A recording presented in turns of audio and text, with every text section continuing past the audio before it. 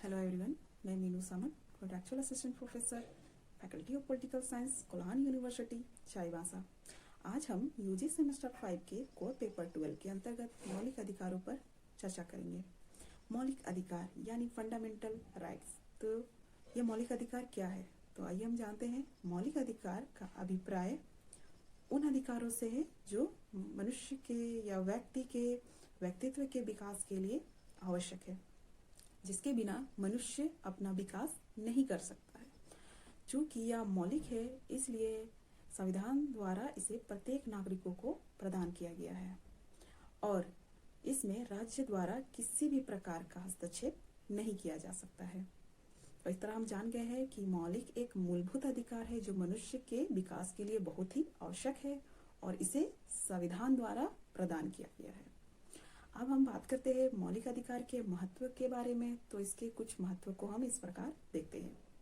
जैसे पहला है, यह प्रजातंत्र का आधार स्तंभ है।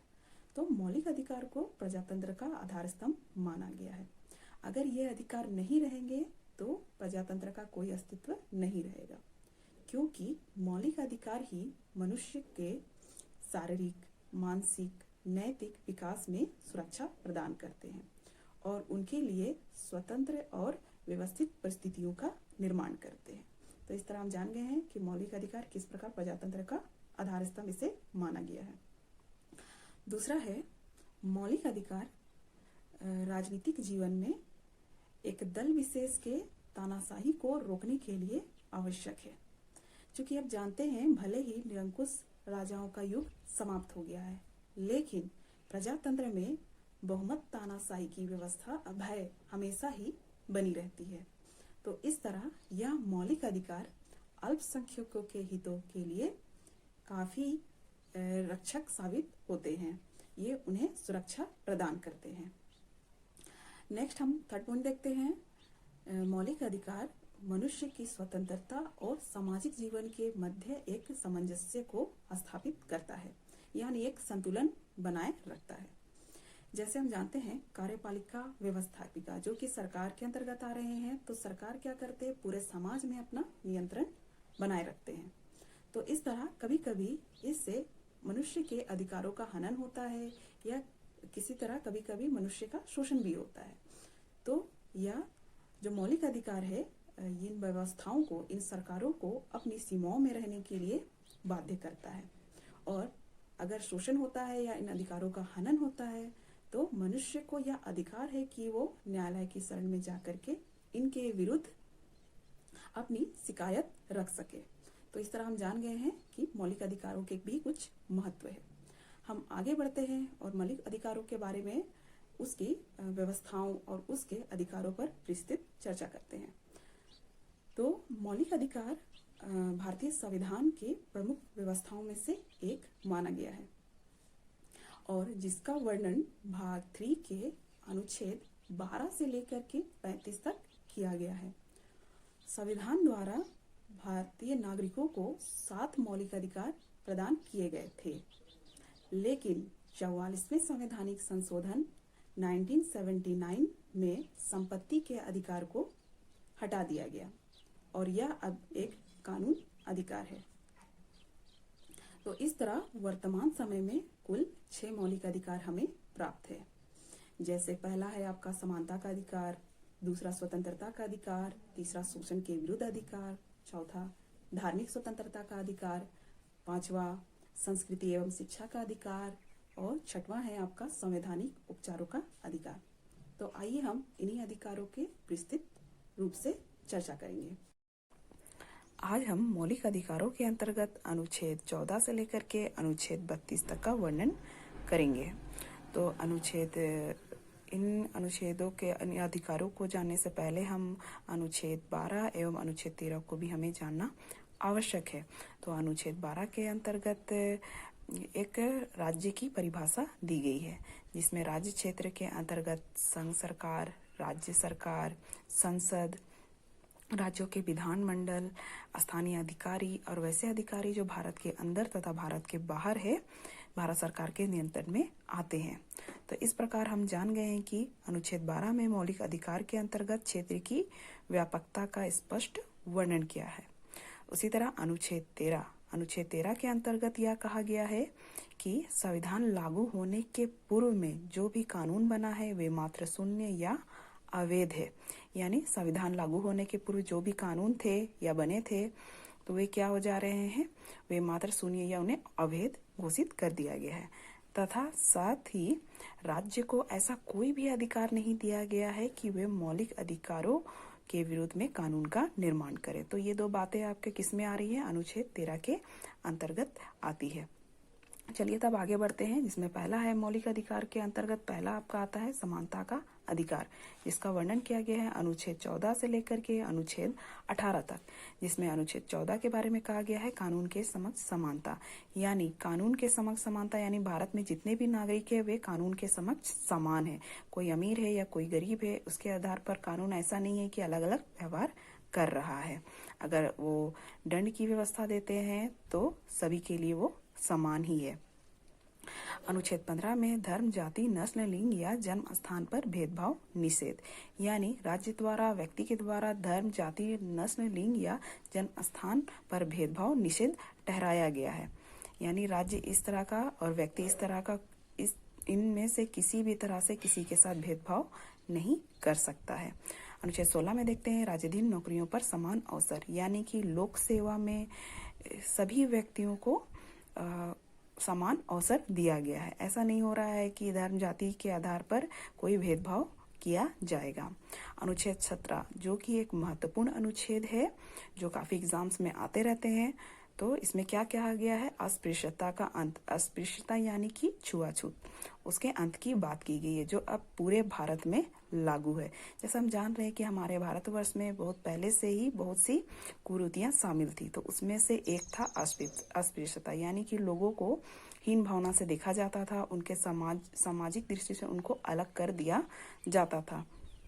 तो अब अगर इनके आधार पर अगर कोई ऐसा छुआछूत या तो अस्पृश्यता का भेदभाव जैसी स्थिति को लाता है तो उसके लिए एक उचित कठोर दंड की व्यवस्था की गई है। अनुच्छेद 18 के अंतर्गत कहा गया है उपाधियों का निषेध, यानी हम जान रहे हैं कि जो भी उपाधियां जो दी जाती है उसका निषेध किया गया है। क्यों किया गया है? क्योंकि ब्रिटिश काल में चली आ रही संपत्ति और उपाधियों को दिया जाता था, तो इससे क्या होता था कि समाज में भेद उत्पन्न होने लगा था, तो इसलिए इनका निषेध कर दिया गया है। सिर्फ सेवा और विद्या के क्षेत्र में ही ये उपाधियां दी जा सकती है। तो इस तरह हम देख लिए समानता के अधिकार के अंतर्गत ये सारे बातें आती है। आगे बढ़ते हैं, स्वतंत्रता का अधिकार, जिसका वर्णन किया गया है अनुच्छेद 19 से 22 तक, जिसमें अनुच्छेद 19 में कहा गया है विचार एवं अभिव्यक्ति की स्वतंत्रता, यानी किसी भी व्यक्ति को अपने विचार को अभिव्यक्त करने की स्वतंत्रता है किसी न किसी माध्यम से, जैसे भाषण हुआ या सम्मेलन हुआ या प्रेस के भी द्वारा भी हो सकता है। तो इसमें अभिव्यक्ति की स्वतंत्रता प्राप्त है। क्योंकि प्रेस की स्वतंत्रता भी आपके विचार एवं अभिव्यक्ति के साधन के रूप में जाना जाता है, इसीलिए इसे प्रेस की स्वतंत्रता को भी अनुच्छेद 19 में शामिल किया है। ये भी आपका एक महत्वपूर्ण अनुच्छेद है एग्जाम्स की दृष्टि से। नेक्स्ट बढ़ते हैं आगे, अनुच्छेद 20 अपराधों के दोष सिद्धि के संदर्भ में संरक्षण, यानी किसी के द्वारा अगर अपराध किया गया है, मतलब अपराध हुआ है किसी भी व्यक्ति के द्वारा, तो तब तक उसको अपराधी नहीं ठहराएगा जब तक वो कानून का उल्लंघन नहीं किया गया है। अगर वो कानून का उल्लंघन करता है तो उसे एक ही बार सजा देने का प्रावधान है, और यदि उसे अपनी गवाही देने के लिए हम बाध्य भी नहीं कर सकते हैं। तो इस तरह हम जान गए अनुच्छेद 20 के अंतर्गत क्या हो रहा है, जब तक उस पर दोष सिद्ध नहीं होगा अपराध उसे नहीं कहा जा सकता है, और उसको अपने विरुद्ध गवाही देने का अधिकार के लिए भी बाध्य नहीं कर सकते हैं, और साथ ही उसे एक ही बार दंड दिया जाएगा। तो ये अनुच्छेद 20 के अंतर्गत आ रहे हैं। अनुच्छेद 21 के अंतर्गत कहा गया है प्राण व दैहिक स्वतंत्रता का संरक्षण, यानी अनुच्छेद 21 के अंतर्गत प्राण दैहिक स्वतंत्रता की बात करती है, यानी कि हमें जीवन का अधिकार प्रदान किया गया है, और आपातकाल की जैसी स्थिति में भी इसे सीमित नहीं किया जा सकता। ये भी देखा जाए तो काफी महत्वपूर्ण आपका अनुच्छेद है। अनुच्छेद 22 के अंतर्गत बात किया गया है बंदी की अवस्था में संरक्षण, यानी किसी भी व्यक्ति को बिना किसी अपराध या कारण बताए गिरफ्तार नहीं किया जा सकता है। अगर उसे ऐसा किया जाता है तो उसको अपने वकील से परामर्श लेने और बचाव के लिए कुछ अधिकार प्राप्त होंगे। तो इस तरह स्वतंत्रता के अधिकार के अंतर्गत ये सारे अनुच्छेद आते हैं। नेक्स्ट पॉइंट में आते हैं शोषण के विरुद्ध अधिकार, जो कि अनुच्छेद 23 एवं 24 में वर्णित है। शोषण के विरुद्ध अधिकार मतलब किसी भी श्रमिक या के साथ उसका शोषण नहीं किया जा सकता है, और अगर वैसा होता है तो उसके लिए क्या है, उचित दंड की व्यवस्था है। जैसे कि अनुच्छेद 23 में देखते हैं मानव दुर्व्यापार तथा बलात्कार का प्रतिषेध, यानी मानव दुर्व्यापार यानी कि स्त्री पुरुष की खरीद बिक्री एक दंडनीय अपराध माना गया है। वहीं बलात्कार मतलब कि जबरदस्ती आप किसी से मजदूरी नहीं ले सकते हैं, जिसका निषेध किया गया है। अनुच्छेद 24 के अंतर्गत हम देखते हैं कारखानों या जोखिम भरे स्थानों में बाल श्रम निषेध, यानी कारखानों या जोखिम भरे स्थानों में 14 वर्ष से कम आयु के बच्चों को काम पर नहीं लगाया जा सकता। इन दोनों ही परिस्थितियों में उचित दंड की व्यवस्था की गई है। तो ये दोनों क्या में आ जाते हैं, आपके शोषण के विरुद्ध अधिकार के अंतर्गत आ जाते हैं। नेक्स्ट बात करते हैं धार्मिक स्वतंत्रता का अधिकार, जो कि अनुच्छेद 25 से लेकर के अनुच्छेद 28 तक वर्णित है। जिसके अंतर्गत क्या कहा गया है, अंतःकरण की स्वतंत्रता, यानी अंतःकरण के अंतर्गत आप किसी भी धर्म पर विश्वास कर सकते हैं, उसका प्रचार कर सकते हैं, और आप अनुसरण और उसको क्या बोलते हैं, मान सकते हैं। तो इसमें किसी भी तरह का आपका सरकार की ओर से प्रतिबंध नहीं रहेगा। तो इसमें क्या देख रहे हैं कि आपको स्वतंत्रता दी गई है, अपने आधार पर आप किसी भी धर्म को चयन कर सकते हैं, उसका प्रचार कर सकते हैं, इसमें आप स्वतंत्र हैं। दूसरा अनुच्छेद 26 में देखते हैं धार्मिक मामलों में प्रबंध की स्वतंत्रता, यानी धर्म संस्थान जो भी है उसमें आप वित्त प्रबंधन, दान, संपत्ति अर्जन आदि संचालन करने का आपको अधिकार प्राप्त होगा। अनुच्छेद 27 के अंतर्गत धार्मिक व्यय पर छूट का प्रावधान है, यानी कि धार्मिक व्यय पर निश्चित छूट प्रदान की गई है, जिसमें राज्य द्वारा किसी भी व्यक्ति को ऐसा कर देने के लिए बाध्य नहीं कर सकता है जो वो देना नहीं चाहता है। तो हम नेक्स्ट देखते हैं अनुच्छेद 28 राजकीय संस्थाओं पर धार्मिक शिक्षण प्रतिबंध। इससे क्लियरली पता चल रहा है कि जो भी राजकीय शिक्षण संस्थाएं हैं वहां पर धार्मिक शिक्षा पर, किसी भी धार्मिक शिक्षा पर क्या किया गया है, प्रतिबंध लगाया गया है, यानी हम लोग वहां पर धार्मिक शिक्षा नहीं दे सकते हैं। तो ये आपके धार्मिक स्वतंत्रता के अधिकार के अंतर्गत आते हैं। नेक्स्ट देखते हैं संस्कृति एवं शिक्षा संबंधी अधिकार, जिसका अनुच्छेद 29 एवं 30 में वर्णन किया है, जिसके अंतर्गत भारत देश के सभी नागरिकों को अपनी भाषा, लिपि एवं संस्कृति का संरक्षण करने का अधिकार प्राप्त होगा।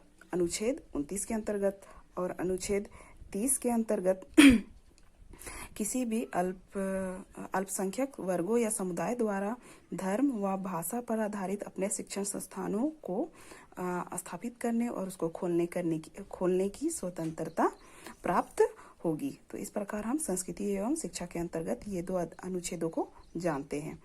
नेक्स्ट देखते हैं संवैधानिक उपचारों का अधिकार, जो कि अनुच्छेद 32 में वर्णित है। ये बहुत ही महत्वपूर्ण अधिकार है, जिसमें आपको अगर आपके मौलिक अधिकारों का हनन होता है या शोषण किया जाता है, उस आधार पर आप संवैधानिक उपचारों के अधिकार के अंतर्गत न्यायालय की शरण में जा सकती है, वहां पर आपका त्वरित कार्यवाही होगी। जिसके अनुसार क्या कर रहा है, न्यायालय कुछ लेख जारी करते हैं, जिसको हम इस प्रकार जान सकते हैं।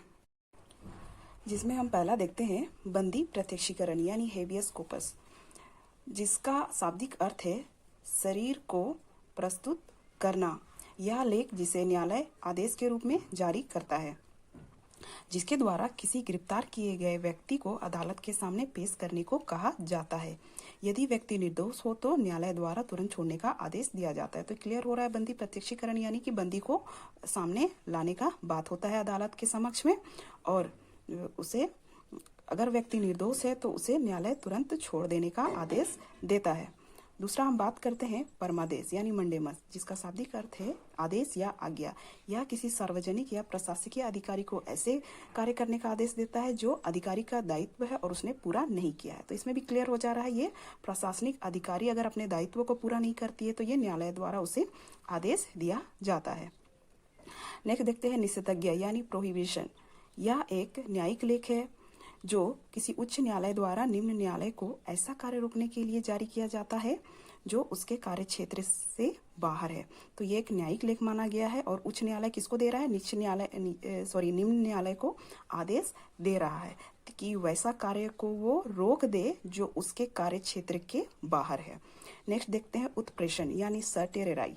यह उच्च न्यायालय द्वारा निम्न न्यायालय को दिया गया आदेश है जिसके अंतर्गत विचाराधीन विवाद या उससे संबंधित कोई भी कागजात उच्च न्यायालय को भेजने को कहा जाता है।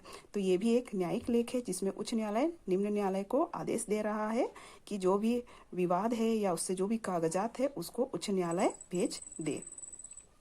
नेक्स्ट हम देखते हैं अधिकार परीक्षा यानी क्यू वारंटो। इसमें क्या कहा गया है, जब किसी अधिकारी द्वारा वैसा कार्य किया जाता है जिसका उसे वैधानिक अधिकार नहीं है तो न्यायालय द्वारा अधिकार परीक्षा के अंतर्गत पूछा जाता है कि किस आधार पर वह यह कार्य कर रहा है। यदि उत्तर संतोषजनक ना हो तो कार्य वहीं रोक दिया जाता है। तो ये भी अधिकार परीक्षा के अंतर्गत क्या हो रहा है, इसमें न्यायालय पूछ रहा है किसको, वैसे अधिकारी को जिसका वैसा कार्य जिसका वैधानिक अधिकार नहीं है और अगर वो ऐसा कार्य करता है तो उसे पूछा जाता है कि वो किस आधार पर यह कार्य कर रहा है। अगर वो अधिकारी कोई संतोषजनक उत्तर नहीं दे पाता है तो न्यायालय द्वारा उसी समय वो कार्य को रोक दिया जाता है। तो इस प्रकार हम देखते हैं संवैधानिक उपचारों के अंतर्गत न्यायालय द्वारा ये लेख दिए जाते हैं जो एग्जाम्स की दृष्टि से काफ़ी महत्वपूर्ण है और इनका कॉन्सेप्ट भी क्लियर होना काफ़ी जरूरी है।